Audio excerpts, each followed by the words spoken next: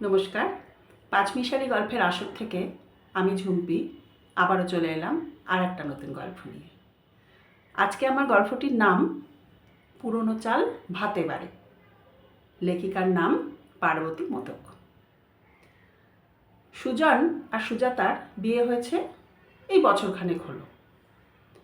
প্রথম তো ভালোই কাটছিল, কিন্তু হঠাৎ করেই সংসারে অশান্তির কালো ছায়া নেমে আসে।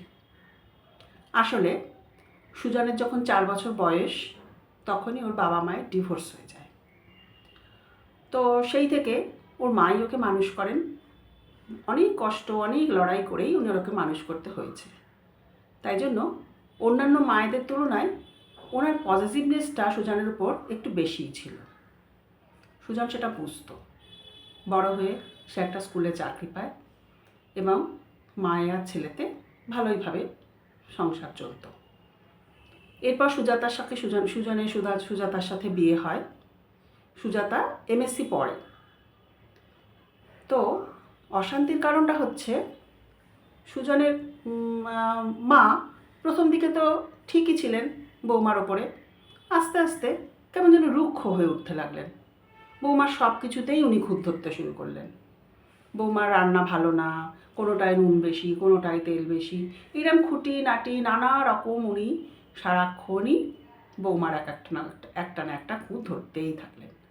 কলেজ থেকে এসেই বৌমা নাকি পড়তে বসে যায়, বৌমা নাকি সংসারের কোনো কাজ ভালোভাবে করতে পারে না, এই সমস্ত। তো মেয়েটি বাচ্চা মেয়ে, কত আর সহ্য করবে। প্রথম প্রথম খুবই কান্নাকাটি করতো, সুজনের কাছে বলতো। কিন্তু ওই যে বললাম, সুজনের মা সুজনের ওপর একটু বেশিই পজিটিভ। সুজন কিছু বলতে গেলে ওর মার বড় অভিমান হতো। তিনি তখন কান্নাকাটি শুরু করে দিতেন। এই সব নিয়ে সংসারে অশান্তি লেগেই থাকতো। তো একদিন এরকমই হলো যে সুজাতা আর ওই সংসারে মানিয়ে চলতে পারলো না। সে তার বাপের বাড়ি চলে যায়। সুজনের সাথে তার যোগাযোগ আছে, প্রতিদিনই তাদের কথা হয় ফোনে, মেসেঞ্জারে দেখাও হয় মাঝে মাঝে, কিন্তু এই বাড়িতে সুজাতা আর আসতে চায় না। এভাবে প্রায় 2 মাস কেটে যায়। তো একটা সলিউশন তো দরকার। সুজাতার বাবা মা সুজনকে বলে, তুমি একদিন আমাদের বাড়িতে এসে কিছু একটা মীমাংসায় আসো। এরকমভাবে তো হয় না, বিয়ে হওয়ার পর থেকে আলাদা থাকবে, এটা তো হতে পারে না। তো সুজনও ভাবে ঠিকই, কিছু একটা মীমাংসা তো করতেই হবে। সুজন তার মাকে নিয়ে সুজাতাদের বাড়িতে উপস্থিত হয়। তো সেখানে কথাবার্তা টানা পড়েন চলতেই থাকে। পরস্পরকে দোষারোপ করা, হেন তেন। সুজনের বড় বিরক্ত লাগে। তো একটা সময় সুজন বিরক্তিতে উঠে ভীষণভাবে অস্থির হয়ে পড়ে বিরক্তিতে। তারপর উঠে দাঁড়িয়ে বলে, মা, এই সব কিছুর জন্য কিন্তু তুমিই দায়ী। তুমি তো পারতে ওকে নিজের মেয়ের মতন করে একটু মানিয়ে নিতে। কেন তুমি ওর সব কিছুতে খুঁত ধরতে বলো তো? আজকে তোমার জন্যই কিন্তু আমার সংসারটা নষ্ট হয়ে যেতে বসেছে মা।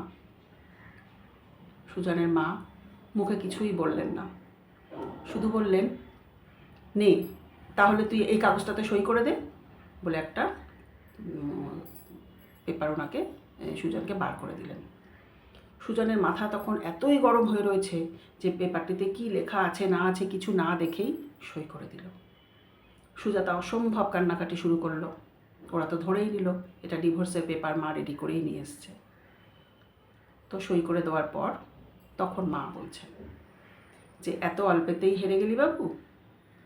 তোকে কে মাথার দিব্যি দিয়েছে যে তোর মায়ের সব কথা শুনে তোকে চলতে হবে, শুধু মায়ের দিকটাই দেখতে হবে? কখনো তো এটা আমি তোকে বলিনি। জানিস, আমার আর তোর বাবার সংসারটাও ঠিক এই কারণেই ভেঙেছিল। তোর বাবা আমার কোনো কথাকেই কোনো গুরুত্ব দেননি। সারা জীবন শুধু তার বাবা মায়ের কথাতেই তিনি চলেছেন। আর ঠিক এই কারণেই আমি চেয়েছিলাম তোর একটা শক্ত মেরুদণ্ড দেখতে। তুই বিয়ে করেছিস, কিন্তু তুই কখনো তো তুই ঠিকটাকে ঠিক, ভুলটাকে ভুল বলতে শিখিসনি। আর এই জন্যই কিন্তু আমি এতদিন ধরে এই অভিনয়টা চালিয়ে এসেছি। সুজন তো অবাক, তাহলে ওই কাগজটা? আরে ওটা তো তোদের ম্যারেজ রেজিস্ট্রেশনের জন্য আনা। তোদের কি বিয়েটা হয়েছে ঠিকই, কিন্তু রেজিস্ট্রি কি হয়েছে? হয়নি তো। এই বলে তিনি তো হো হো করে হাসতে লাগলেন। সুজাতা দৌড়ে এসে শাশুড়িকে জড়িয়ে ধরে, মা এতদিন যা করেছো সবটাই অভিনয়? হ্যাঁ রে মা, সবটাই অভিনয়। আমি তো আমার ছেলেটাকে একটু শক্ত হতে শেখাচ্ছিলাম শুধু। তুই তো আমার ঘরের লক্ষ্মী, তোকে ছেড়ে আমার সংসারটা কি ভালো থাকে রে মা? চল, এক্ষুনি আমার সাথে ফিরে যাবি, চল। ঠিক আছে, এটাই ছিল আজকের গল্প। ভালো লাগলে একটু লাইক আর কমেন্ট করে দেবেন। নমস্কার।